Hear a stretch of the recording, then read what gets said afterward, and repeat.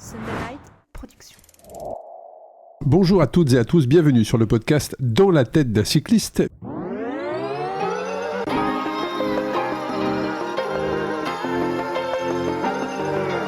Bienvenue sur le podcast Dans la tête d'un cycliste, l'émission dédiée à tous les passionnés de vélo sous toutes ses formes. Chaque semaine, Arnaud Manzanini part à la rencontre de celles et ceux qui font le cyclisme pour nous inspirer et nous aider à nous améliorer.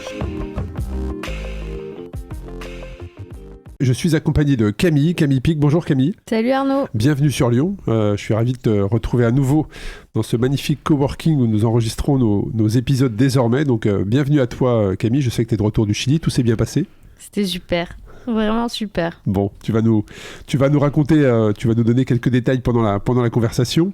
Alors aujourd'hui, on va parler des fractures chez le cycliste. Alors, loin de moi l'idée d'avoir voulu mettre du personnel dans cet épisode, mais c'est intéressant de savoir ce qui se passe, quelles sont les fractures les plus courantes et comment on remonte la pente et surtout on remonte sur le vélo.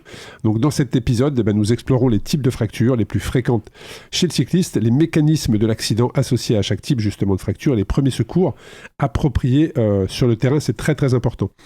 Alors Camille, qu'est-ce qu'on peut dire justement des différents types de fractures ou les fractures les plus courantes chez le cycliste?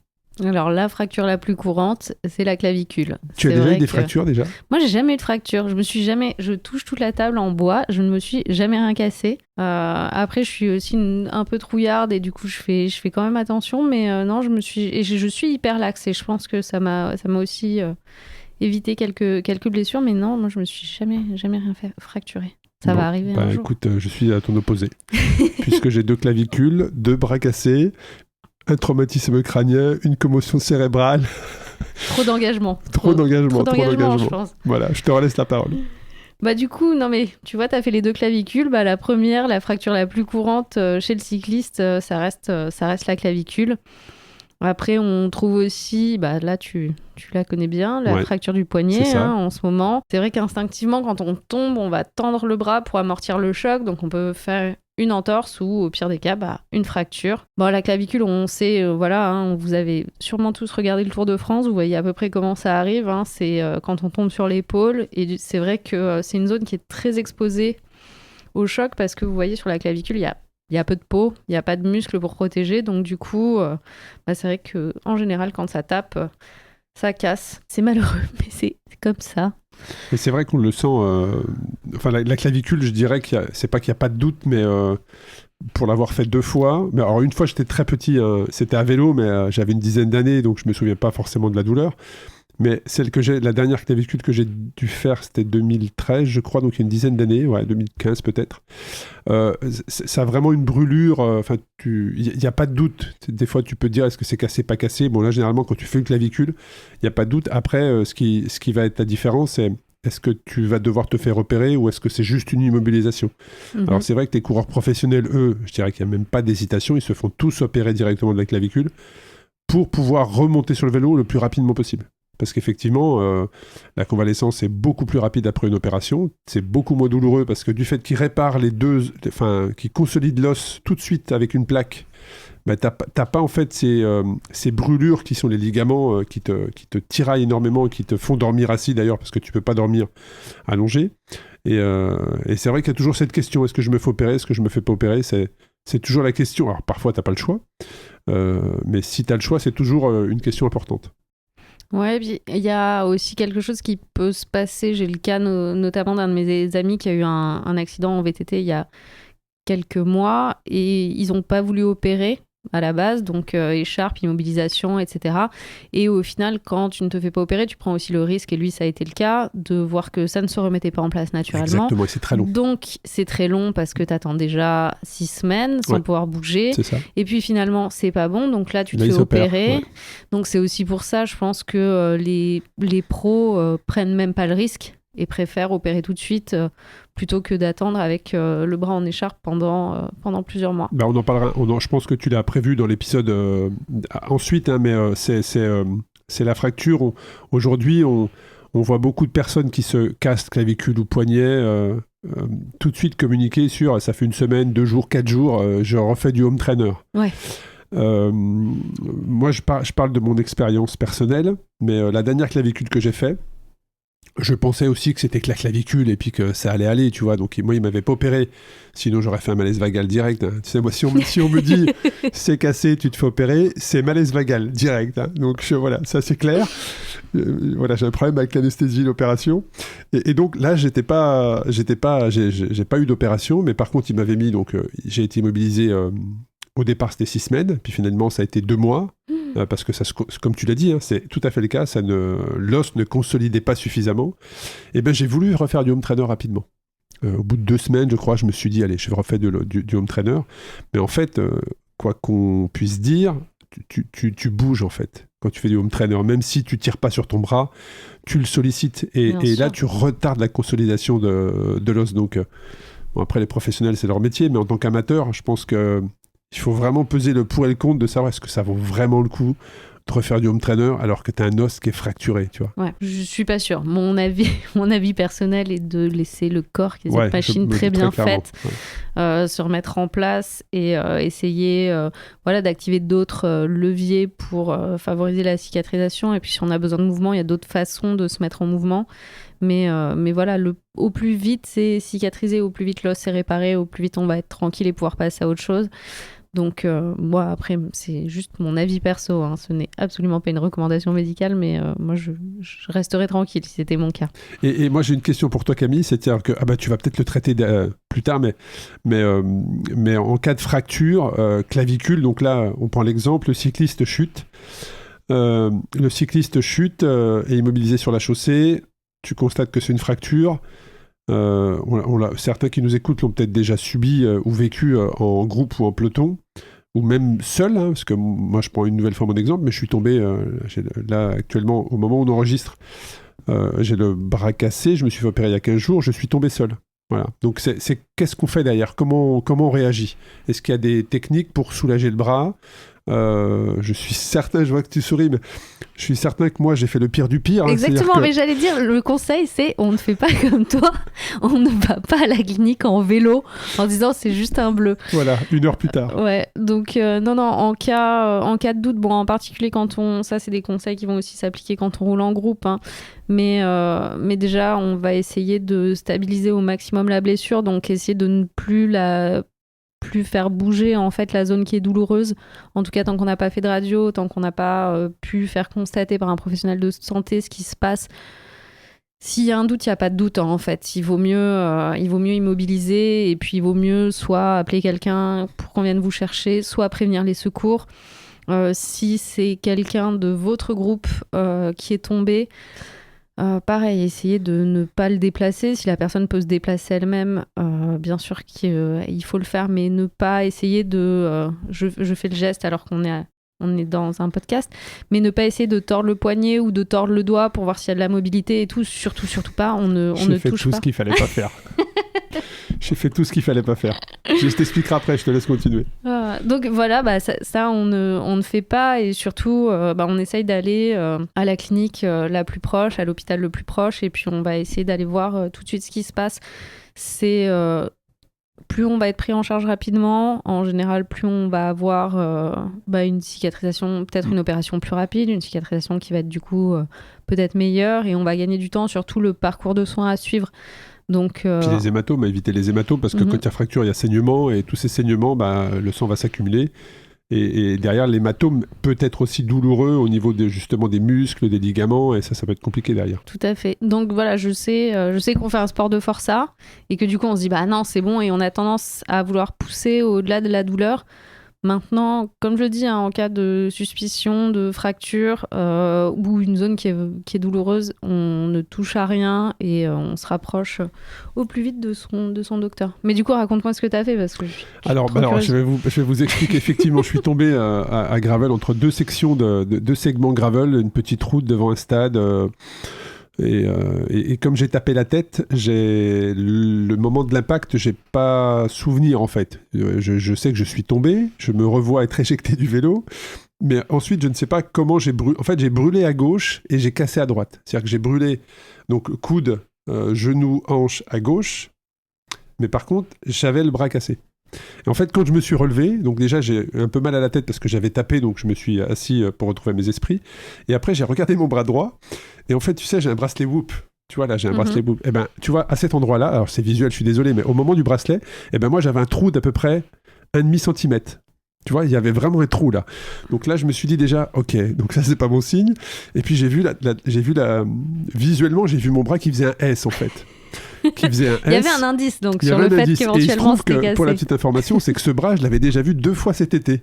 Puisque, voilà, dans ma famille, on nous appelle la famille des bras cassés, pour tout vous dire, puisque ma compagne s'est cassé le bras au mois de juillet, mon fils s'est cassé le bras au mois d'août, et je me casse le bras donc au mois de février. Donc on a 3 bras cassés dans la maison en très peu de temps, et donc j'avais déjà vu ce bras-là, tu vois, avec ce poignet complètement tordu. Mais comme j'allais sur une saison 2024 riche en déplacements, et donc le fait de rouler dans plusieurs pays et de rencontrer des gens à vélo, le déni s'est mis en place direct. C'est-à-dire que je me suis dit, non, c'est pas possible, j'ai pas le bras cassé, c'est juste un hématome. Et je me suis convaincu que c'était juste un hématome. Donc, j'ai repris mon vélo, et j'ai refait 1 heure de gravel pour rentrer sur Lyon. Et alors, je pouvais pas passer des vitesses. J'ai essayé de faire l'opposé de ce que tu as dit, c'est-à-dire de ne pas bouger. Moi, j'ai voulu faire tourner mon bras comme ça.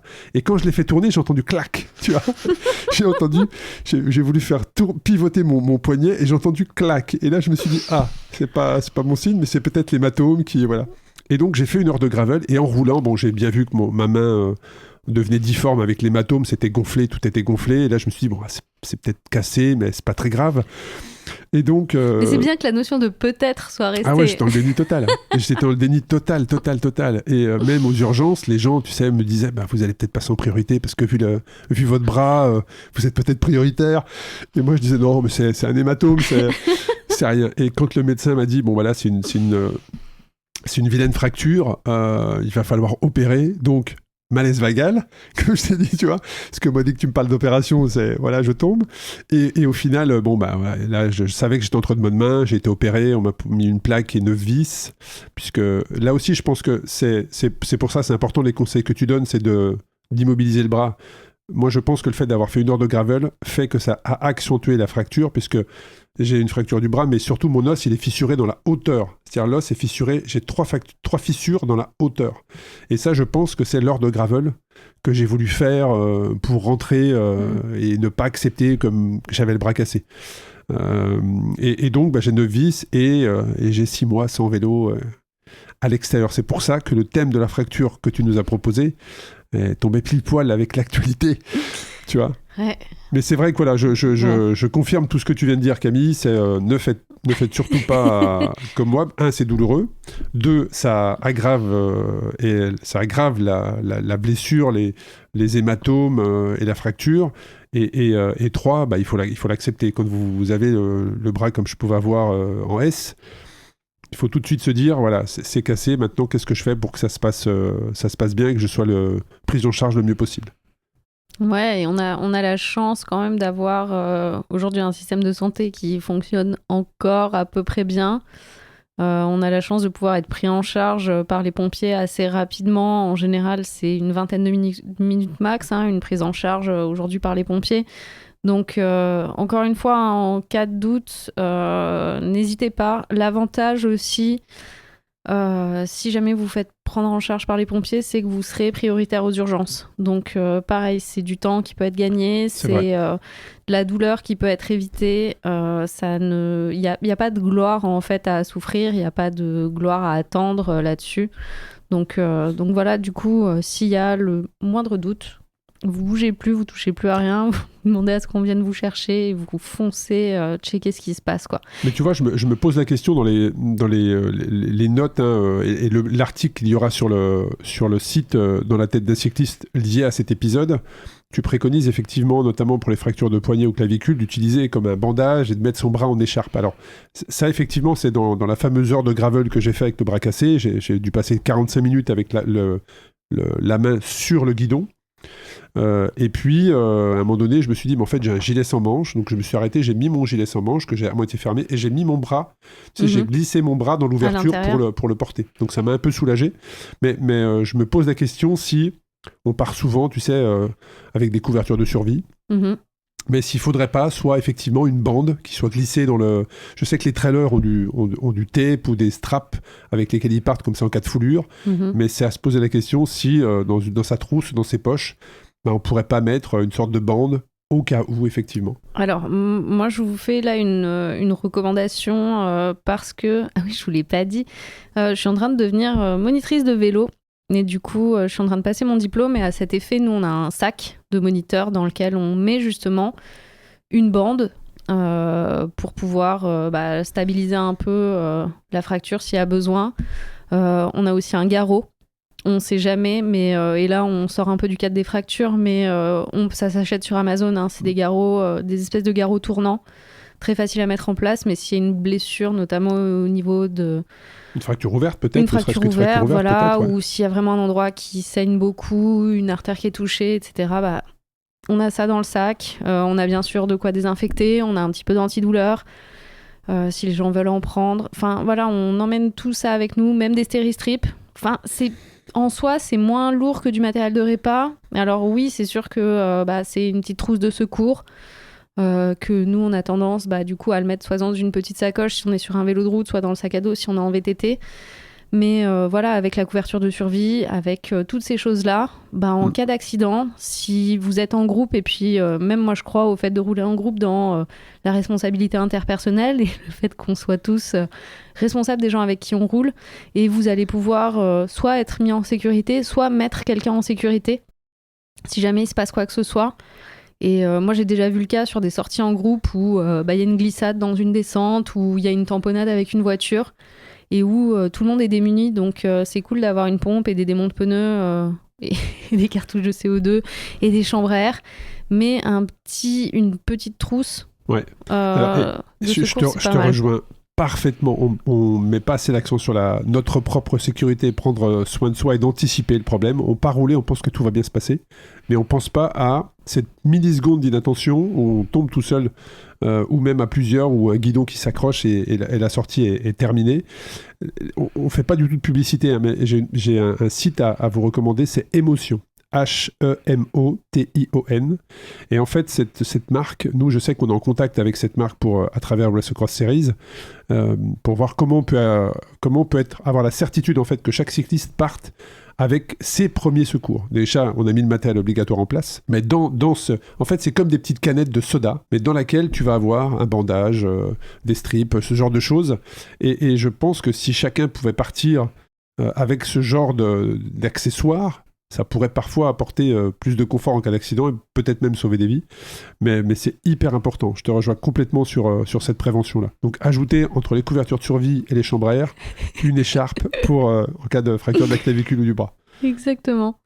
Pour revenir aux fractures, donc on le disait, hein, la plus fréquente, c'est la clavicule. Après, on en retrouve d'autres. On retrouve notamment le poignet, le bras, l'avant-bras. Après, on a aussi la hanche, le fémur. Le fémur, ça arrive plus sur les cyclistes un peu plus âgés. Il y a des phénomènes de déminéralisation, d'ostéoporose quand on vieillit, qui font qu'on a les os moins solides. Je rappelle que la meilleure des préventions pour ça reste la musculation. Pas forcément de manger du calcium dans des yaourts, même si le calcium est important, mais le calcium, il y a d'autres façons de le consommer. La vitamine D aussi, c'est important pour la reminéralisation. Et ça, c'est la vitamine du soleil. On peut la prendre en complément aussi. Mais voilà, ça, c'est pour nous, les cyclistes vieillissants. Ça peut être important aussi pour éviter plus tard de se faire un fémur, une jambe. Et enfin, la dernière typologie de fracture qu'on retrouve, c'est les fractures de la colonne. Et là, on rentre dans quelque chose de bien plus sérieux. Il y a aussi peut-être je sais pas si on peut appréhender une chute, tu vois. Je sais pas si on peut...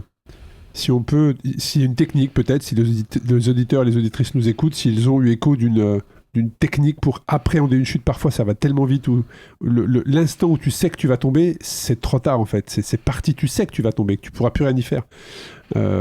Et par expérience, moi je tombe souvent à gauche, je sais pas, tu vois, c'est pour ça que je pose cette question, parce que, et là les gens qui nous écoutent, n'hésitez pas à nous envoyer un message, un témoignage, mais j'ai souvent brûlé à gauche en fait, tu vois, là je casse à droite, mais tu vois, j'ai déjà eu le bras gauche cassé, les 2 clavicules gauche cassées, j'ai souvent râpé la peau à gauche, donc je me dis, est-ce que inconsciemment on se bloque pas, tu vois, et on se met dans une position automatique qui nous amène sur une chute toujours du même côté. Voilà, je sais pas. Si vous avez peut-être, je sais pas, un témoignage de ça ou eu écho de quelque chose autour de ça, n'hésitez pas. Mais je pense que ça peut être intéressant. Ou même si vous venez d'autres sports, que ce soit les sports de combat, peut-être des sports où on a plus l'habitude de chuter, ou même je pense notamment à mes amis vététistes qui ont l'air d'avoir beaucoup moins d'appréhension de la chute que moi. J'ai l'impression qu'elle fait plus partie du sport. Nous, on sait que sur la route, la chute, c'est toujours c'est carton jaune, voire carton rouge assez rapidement. Du coup, je pense qu'on l'appréhende aussi peut-être un peu différemment. Donc ouais, si vous avez des pistes sur comment mieux tomber. Bon, après, je me dis que s'il y avait un truc miracle, les pros ne tomberaient pas et ne se feraient pas mal en tombant. Ils auraient craqué le truc, Ineos aurait forcément trouvé une solution. Mais ça peut être quand même intéressant. Donc dites-nous sur Instagram si jamais vous avez des idées. Et puis après, tu as aussi la chute qui est la glissade, où là, effectivement, tu perds l'adhérence dans un virage. Et la chute avec un véhicule, là aussi, je pense que peut-être les conséquences peuvent être différentes. Ouais, en préambule de toutes les chutes, là, on parle toujours dans un contexte de éventuellement on roule en groupe. C'est quand même, plutôt dans notre façon de pratiquer, je pense quelque chose de courant. Je fais juste une micro-aparté, mais un petit moment secourisme. Il y a un diplôme qui s'appelle le PSC1, c'est le diplôme de premier secours.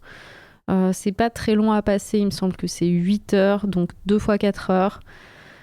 C'est dispensé soit par des bénévoles de la Croix-Rouge, soit par des bénévoles d'autres associations. Ça coûte pas très cher, c'est 65 €, voire ça peut être gratuit. Des fois, ça peut être donné par votre comité d'entreprise.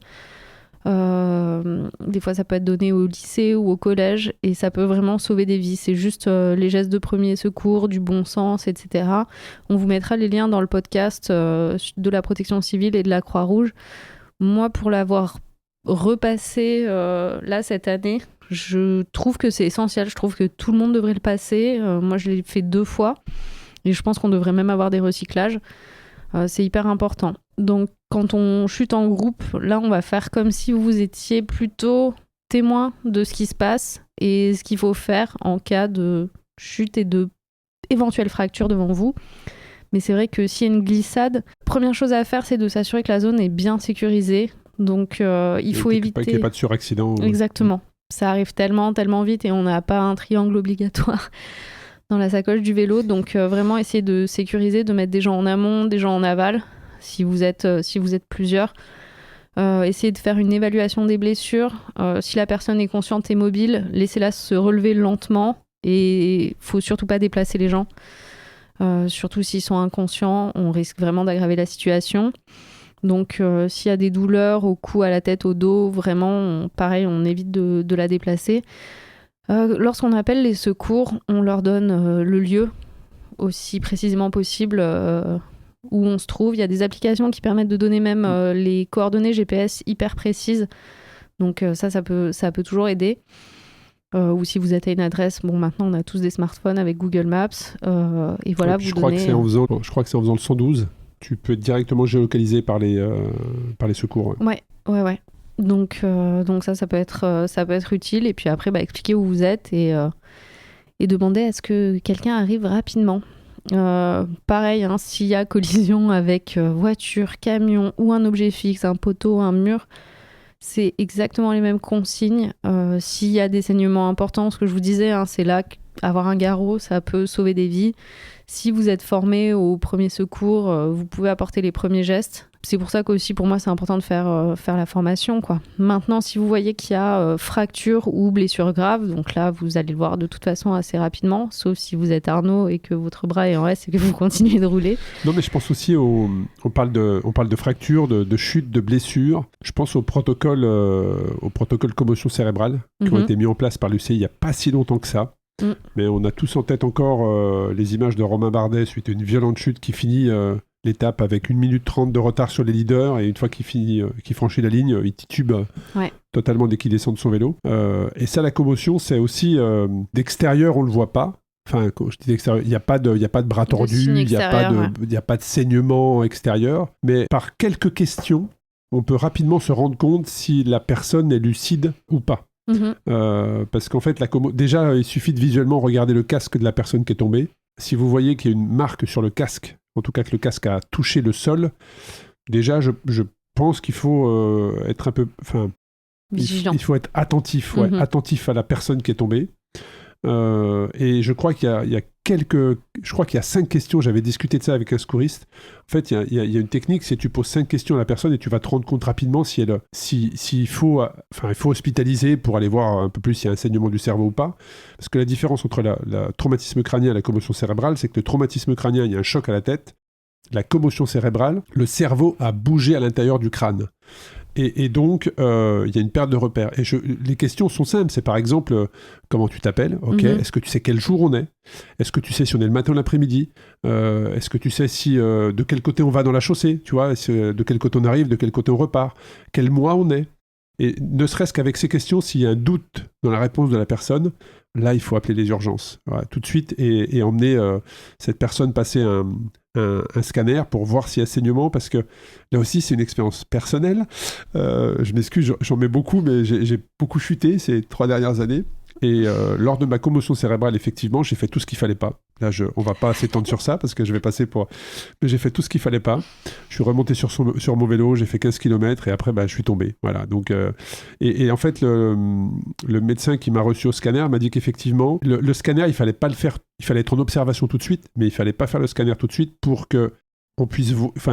l'appareil puisse voir les saignements s'il y avait saignement du cerveau. Et donc, le scanner devait se faire entre 4 et 6 heures après la chute pour vraiment avoir la certitude de pouvoir voir des saignements s'il y en avait. Donc, en tout cas, il faut être en observation. Et c'est hyper important parce que les symptômes d'une commotion cérébrale, ce sont les vertiges, les vomissements, les étourdissements, les nausées. Donc très clairement on sent que ça va pas. Voilà. Puis après le fait de pas être capable de finir une phrase, ce genre de choses. Mais ça dans une chute, et il y en a beaucoup, ça nous est tous arrivé de tomber ou de voir quelqu'un qui tombe, c'est déjà regarder si le casque, s'il a pète au casque, comme on dit. Ouais. Et s'il y a pète au casque, d'ailleurs, ne surtout pas le retirer. Si la personne est au sol, etc., on ne touche pas au casque. Ce sera la responsabilité ensuite des secouristes et du personnel médical. Mais vraiment, il faut essayer de toucher le moins possible, à part si vraiment la personne est en train de s'étrangler avec sa jugulaire. Sinon, il n'y a pas de bonne raison. C'est un peu comme déplacer, c'est-à-dire que tout ce qu'on fait, c'est dans la priorité d'assurer la sécurité de la personne blessée. Donc, s'il y a vraiment un risque de suraccident, un cas d'aggravation quasiment instantanée, sinon on peut attendre un petit peu, quoi. Exactement. Mais moi, j'ai une question à te poser, Camille, toi qui a les compétences sur ça en tant que naturopathe également. C'est une fracture. J'allais te dire, mais le corps met combien de temps à s'en remettre en fait? Est-ce qu'il faut vraiment accepter le fait de se reposer pour que les cellules fassent leur travail et viennent consolider la fracture? Comment on se remet d'une fracture psychologiquement, physiquement? Est-ce qu'il faut laisser le temps au temps? Tu vois ce que je veux dire? Et non pas tout de suite remonter sur son home trainer en disant qu'on va plus avoir la condition. Enfin, on a quand même un os qui est cassé, quoi. Tu vois ce que je veux dire? Alors, je pense que la durée de réparation et le processus de récupération post-blessure est propre à chacun et doit être vraiment défini en fonction du personnel médical qui va accompagner, que ce soit les médecins, les physios, les kinés, etc. Maintenant, à savoir, cette récupération, elle implique plusieurs étapes qui vont de la guérison physique à la réadaptation fonctionnelle, en passant par tout l'aspect psychologique post-blessure. Donc il faut, je pense, processer étape par étape et voir ensuite au fur et à mesure comment on sent, ce qui se passe, etc. La première étape, c'est vraiment l'évaluation et le diagnostic qui vont être posés par les professionnels de santé, par le médecin, par le chirurgien, pour comprendre la nature de la blessure, la gravité, le meilleur moyen de traiter. On le disait par exemple pour la clavicule, est-ce qu'on opère, est-ce qu'on n'opère pas? Il y a aussi l'immobilisation, on en parlera après, je te laisse terminer, mais il y a aussi cette question de est-ce qu'on immobilise, est-ce qu'on n'immobilise pas? Exactement.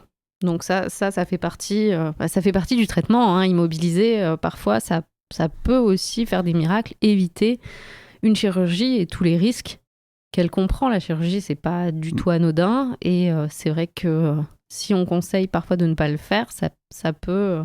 On disait qu'avec la clavicule, souvent ça va plus vite, etc. Maintenant, encore une fois, il y a de l'anesthésie, il y a des risques Moi j'adore. d'infection. Cette fois-ci, je nosocomique. reconnais qu'il y a eu une malaise vagale quand on m'a annoncé l'opération, mais pour le coup, l'anesthésiste là, merci. Il m'a effectivement dit qu'il allait me donner un petit cocktail pour me détendre, pour me diluer mes humeurs, pour reprendre son expression, et ça a été formidable. J'ai passé un moment très agréable au bloc. Comme quoi, toutes les anesthésies ne sont pas si affreuses. Une fois qu'on a passé ce stade d'évaluation et de diagnostic, on va passer au traitement médical. Donc ce traitement médical, il peut justement contenir soit une intervention, soit une immobilisation. C'est là aussi qu'on va faire rentrer des médicaments, des anti-inflammatoires, des analgésiques, etc. Il y a la douleur aussi, c'est important. Exactement. Du coup, gestion de la douleur, réduction de l'inflammation, c'est la priorité initiale. Toi, comment tu fais aujourd'hui pour gérer tout ça ? Alors,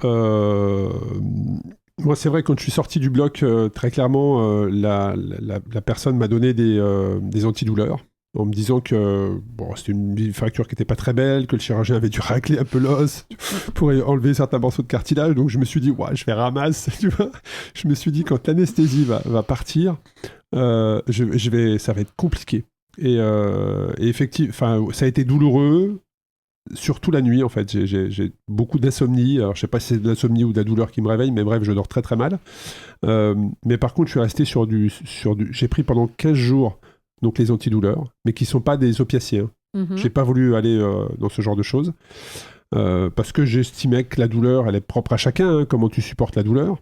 Donc, je suis resté sur mon traitement et une fois que ma boîte était terminée, je suis resté sur 2 voire 3 Doliprane par jour. Et ça maintient, je trouve que ça maintient. Mais la douleur, c'est vraiment la relation que chacun a avec la douleur est très personnelle.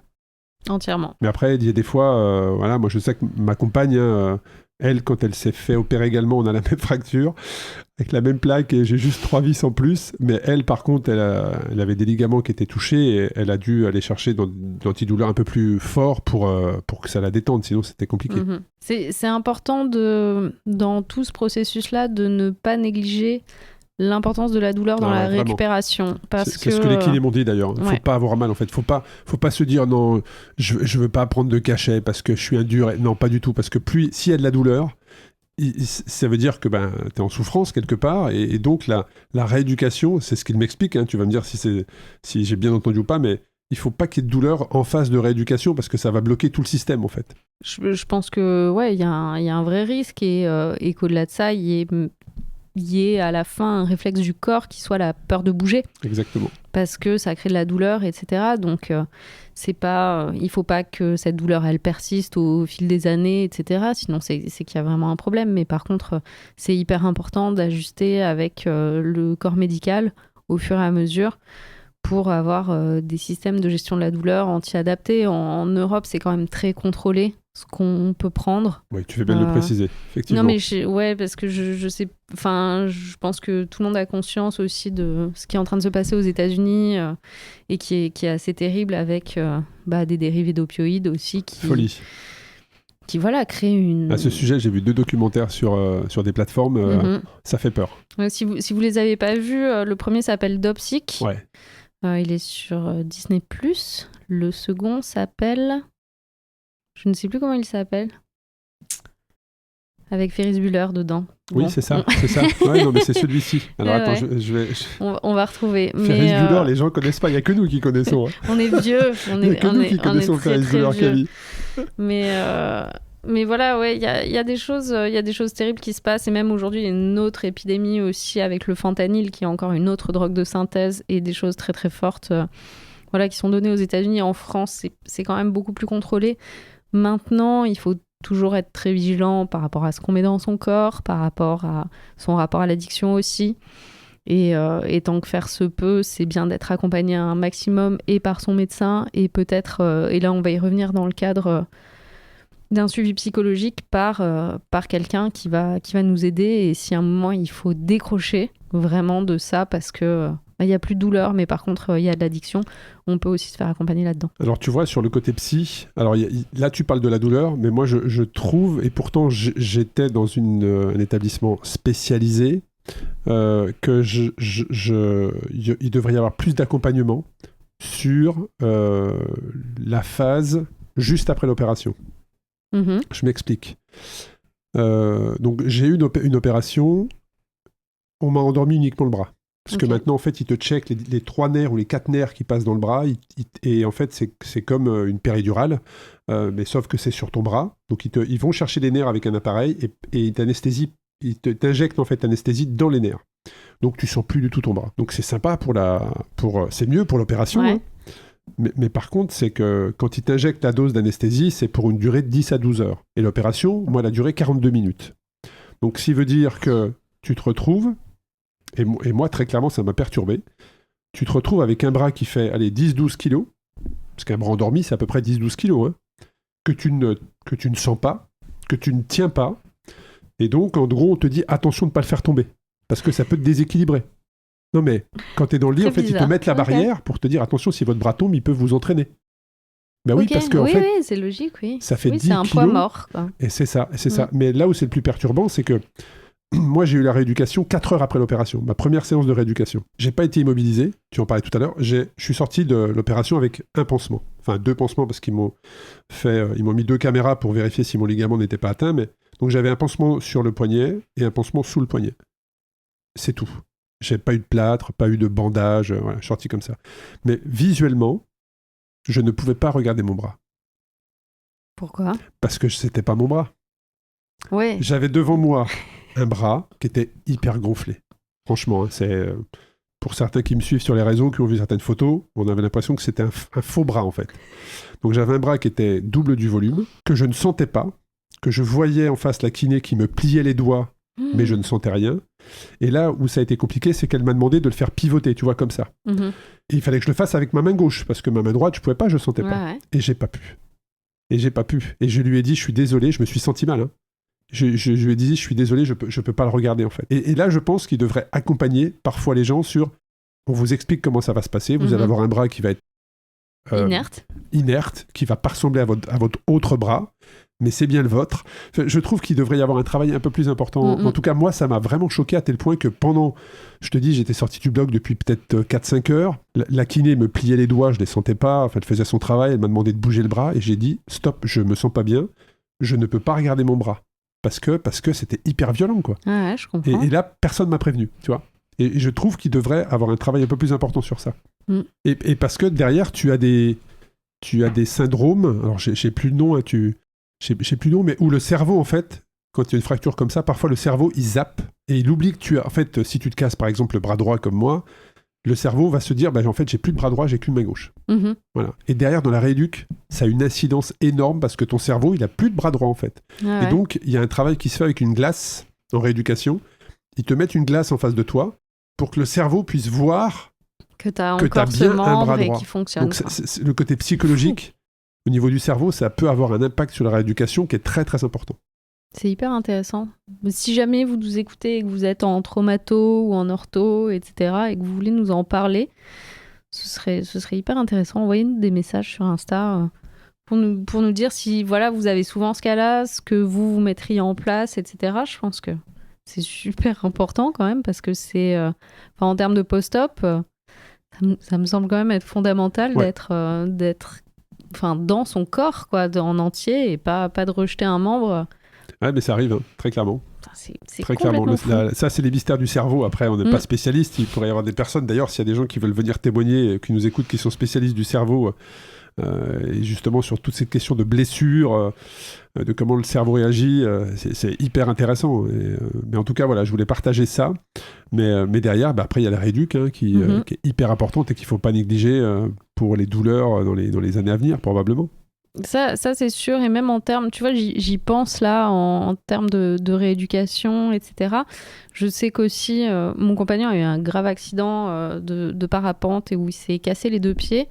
Et sur toute la rééducation, parfois le cerveau refuse de faire certains mouvements qu'il faisait avant, notamment en termes de déroulé du pied, etc. Et lui, il travaille avec un centre qui est à Lyon aussi, et avec un ostéopathe qui fait tout un travail avec des ondes aussi pour reconditionner le cerveau, et où il doit se visualiser en train de faire certains mouvements que son corps ne fait plus mécaniquement, qu'il pourrait faire, mais le cerveau ne veut plus les faire. Donc je pense que c'est des zones de la médecine et de la rééducation qu'on commence tout juste à découvrir, mais qu'au fur et à mesure des années, voilà, on va réapprendre et je pense que ça va être très très positif pour tous les patients. Mais c'est vrai que la réadaptation, on a beaucoup mis l'accent sur le physique et la mobilité. Et comment est-ce que on restaure de la force, de la flexibilité, de la fonctionnalité et qu'on gère pas forcément tout l'aspect cérébral qui est pourtant très important dans la guérison et, ça fait partie intégrante. et dans la réadaptation physique. On passe trop souvent au-dessus en se disant c'est une fracture, dans 3 semaines c'est terminé, je reprends mon vélo, mais il y a des choses, bien plus importantes dans la vie, et deux, il faut accepter en fait, et on parlait tout à l'heure du fait qu'il y a le déni tout de suite, moi qui est intervenu en disant non, j'ai pas le bras cassé, c'est juste un hématome, mais au bout d'un moment, il faut accepter en fait, voilà, tu t'es cassé un os en fait, t'as un os en toi qui est fracturé, donc il y a une opération qui est nécessaire pour remettre tout ça en place, et puis derrière, il faut prendre le temps. Il faut prendre le temps de soigner, de se reposer, parce que si tu as un bon repos, forcément tes cellules travailleront beaucoup mieux. Et puis il y a aussi le côté psychologique de l'acceptation, de ce que ça va changer derrière, de quel impact ça a. Mais il y a aussi, avant de parler de la reprise de l'activité, c'est la nutrition. Et là-dessus, tu es bien placé pour nous en parler. C'est quel est le rôle, quel est l'impact de la nutrition dans la guérison d'une fracture ou d'une chute, d'une commotion, bref, mais d'une blessure. C'est crucial, hein. Vraiment, la nutrition, le sommeil, mais ça on en a parlé plein de fois, c'est super super important pour bien arriver à guérir. Donc on vous en a déjà parlé des dizaines de fois ici, je vais faire court et efficace. Mais voilà ce qui est dans l'ordre hyper important. Le premier truc, c'est les protéines. Les protéines, elles sont essentielles pour la formation et la réparation des tissus. C'est hyper important, en particulier pour cicatriser les muscles, les ligaments, les tendons. Je le rappelle, les protéines, c'est bien sûr la viande, le poisson, les œufs, les produits laitiers, mais aussi les légumineuses et les noix. Deuxième aliment hyper important, c'est tous les aliments qui contiennent de la vitamine C. La vitamine C, elle permet la formation du collagène et c'est crucial dans la structure des tissus conjonctifs. Donc la vitamine C, je rappelle, on la trouve dans les agrumes, les baies, les poivrons, les épinards et les kiwis. Troisième chose essentielle, c'est la vitamine A. La vitamine A, c'est pour la régénération cellulaire et la réparation des tissus. Donc là, ce sont carottes, patates douces, épinards. Les foies d'animaux sont également très très riches en vitamine A pour celles et ceux qui en mangent. Ensuite, le zinc. Le zinc, on le trouve impliqué dans tout le processus de cicatrisation des plaies et la régulation du système immunitaire. Vous allez regarder dans la plupart des compléments alimentaires qui aident à cicatriser, etc. On trouve toujours du zinc. Si on veut le trouver à l'état naturel, on en trouve beaucoup dans les huîtres, les fruits de mer, graines de citrouille aussi, et les noix. Donc n'hésitez pas à regarder, il y a des noix qui sont plus riches que d'autres, mais ça vaut toujours le coup. Ensuite, on a le combo oméga 3, oméga 6, donc tout ce qui est poisson gras, graines de lin, noix. Et ce qui est important avec les deux, c'est qu'en fait, ça a des propriétés anti-inflammatoires. Et quand on réduit l'inflammation, on va mécaniquement favoriser la cicatrisation. Ensuite, du collagène. Donc, collagène, c'est la protéine clé dans la formation des tissus conjonctifs, la peau, les tendons, les ligaments. Donc, notamment du bouillon. On n'en fait plus beaucoup, c'est dommage, nos grands-mères en faisaient beaucoup, mais le bouillon d'os, ça marche hyper bien. Les os à moelle aussi, gélatine, poisson, viande maigre. Si vous êtes vegan ou si vous voulez consommer plus de collagène, ça devient, en ce moment, c'est un peu la tendance. Enfin, ça fait un moment qu'elle est établie maintenant. Mais on en trouve maintenant, même en parapharmacie, sous forme de complément. Il y a la marque Vital Proteins qui commence à être bien implantée en France. Et il y a du collagène vegan, il y a du collagène de poisson, il y a du collagène fait à base de bœuf. Donc on en trouve plein et ça se supplémente sous forme de cuillère. Et enfin, après, on rentre sur des grands basiques, mais les calories adéquates, on consomme suffisamment de calories pour soutenir le processus de guérison. La récupération, elle peut nécessiter une augmentation des besoins énergétiques. Là-dessus, moi, je ferai très attention parce que j'ai vu quelques trucs qui recommandent de jeûner pour guérir. Alors autant, vous le savez, on en a parlé, moi je suis pas du tout opposée au jeûne, mais là, je pense que mettre son organisme en état de privation alors qu'on est en train de cicatriser, etc., selon moi, pas la meilleure des idées. Et vraiment, moi, je dirais il faut amener de l'énergie, il faut amener de l'équilibre dans ces aliments. C'est vraiment crucial pour, garder de la masse musculaire et 2, cicatriser. Donc, on mange bien, on mange suffisamment et aussi, bien sûr, on s'hydrate. Donc, on continue de s'hydrater tout au long de la journée. On boit de l'eau et ça permet de réguler la température corporelle et aussi de bien lubrifier les articulations. Donc si vous êtes en rehab de fracture, voilà, vraiment l'alimentation, elle va vous permettre de soutenir tout le processus de guérison et elle va beaucoup vous aider aussi à garder de l'énergie, à garder du muscle. Une blessure, ça arrive. Arnaud, il en a eu plein, il est devant moi, il est vivant, tout va bien. Donc, vous laissez pas abattre par tout ça, ça peut prendre du temps. Chaque personne est différente, chaque cicatrisation est différente. Chaque consigne des médecins peut être aussi différente. Mais je pense qu'on peut se dire qu'en tout cas, bien manger, essayer de manger sainement, se reposer, ça ne peut que favoriser vraiment sa récupération. Et rester hyper positif. Ça, c'est important. C'est dur. Alors, là-dessus, je te cache pas que la première semaine, je voulais vendre tous mes vélos, c'était terminé. Tu vois, le drame absolu, mais après, l'envie revient. Mais il faut rester positif, ça permet de passer une convalescence bien meilleure. D'ailleurs, on parle de convalescence, de reprise.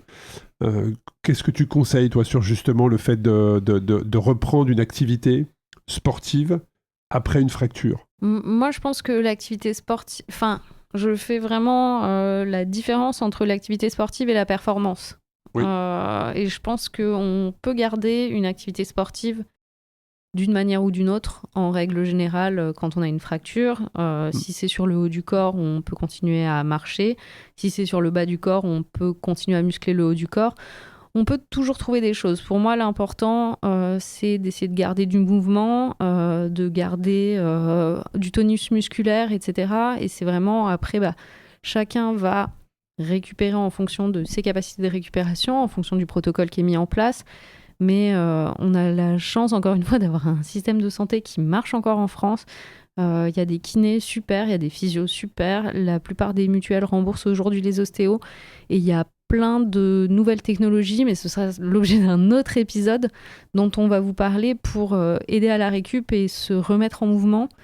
Moi, je pense que ce serait dommage de s'en priver. En revanche, vouloir repartir dans la performance physique alors qu'on vient de se blesser, souvent, et là c'est un peu plus ésotérique et je m'en excuse, mais souvent, les blessures vont être... c'est le corps qui dit stop, pour X ou Y raison.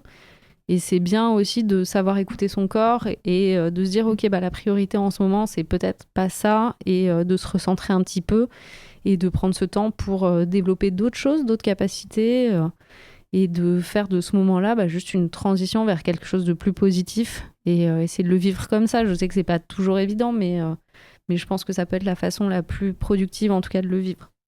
Moi, je marche, en fait. Je fais minimum 10 000 pas par jour et c'est ce que je me dis pour compenser un peu, tu vois, le fait d'être en mouvement. Parce que je sais que pendant les 6 mois à venir, malheureusement, il n'y aura pas de vélo en extérieur pour moi, pour tout simplement ne pas prendre le risque de rechuter et de faire sauter cette plaque et cette vis dans mon bras droit. Donc, je vais, en tout cas, actuellement, c'est encore tout frais, mais je marche énormément parce que déjà, je ne peux plus me déplacer en vélo dans Lyon. Donc, je fais tout à pied. Et ça permet de maintenir quand même, la marche est quand même un des moyens de maintenir sa condition physique. Mais pour revenir sur le docu dont tu parlais tout à l'heure, c'est Painkiller. Ah oui. Voilà, je vous invite, si vous avez Netflix, cette plateforme, d'aller voir Painkiller. C'est tout simplement un drame qui s'est passé aux États-Unis sur tout ce que, justement, les opioïdes. Et c'est le fameux Ferris Bueller, pour ceux qui nous écoutent, hein, ça veut dire qu'on a un certain âge déjà. C'est Matthew Broderick. Voilà, qui joue le personnage principal et en fait oui effectivement c'est aux États-Unis c'est assez compliqué sur tous les cachets antidouleurs. Qu'est-ce qu'on peut dire d'autre sur les fractures, les chutes, les commotions, toutes les mauvaises choses que l'on peut avoir à vélo? Je pense qu'il faut quand même qu'on se dise que ça fait partie du sport, que les seules personnes qui ne se blessent pas, c'est les personnes qui ne font rien. Donc je pense que même si le risque bien sûr existe et qu'il faut l'avoir en tête, on peut aussi essayer de l'appréhender au maximum au quotidien, bien sûr en étant prudent dans ce qu'on fait, en ne prenant pas de risques inconsidérés, aussi en ayant une bonne routine au quotidien, que ce soit en termes de sommeil, d'alimentation, mais aussi de préparation physique. Souvent, un corps avec un certain tonus musculaire va être un corps qui va mieux absorber les chocs, peut-être mieux récupérer aussi. Donc, avoir conscience du fait qu'on peut se blesser ou du fait qu'on est blessé, ça ne veut pas dire que c'est c'est très grave. Des milliers de gens se blessent tous les jours. Et en général, on a quand même de très bons médecins et de très bons kinés. Ça se remet bien. Donc, je pense qu'il ne faut pas dramatiser non plus. Pour moi, ça fait partie intégrante du sport et ça fait partie des risques qu'on choisit de prendre, quoi. Exactement, c'est une étape et ça vous permet de développer d'autres compétences, de découvrir autre chose pendant ce chapitre-là. C'est que de la mécanique, hein. C'est aussi comme ça que, en tout cas moi, je me console. C'est que je me dis qu'il y a des choses bien plus graves, ce n'est que de la mécanique et dans 6 ou 7 mois, je pourrais de nouveau rouler en extérieur. Voilà, en tout cas, un grand merci Camille pour tous ces conseils. Et puis effectivement, dans la prochaine capsule santé, nous allons justement vous parler de la récupération et tout ce qui va autour des nouvelles technologies qui le permettent. Un grand merci à toi Camille et puis je te dis à très bientôt pour un nouvel épisode. Merci Arnaud, à très vite.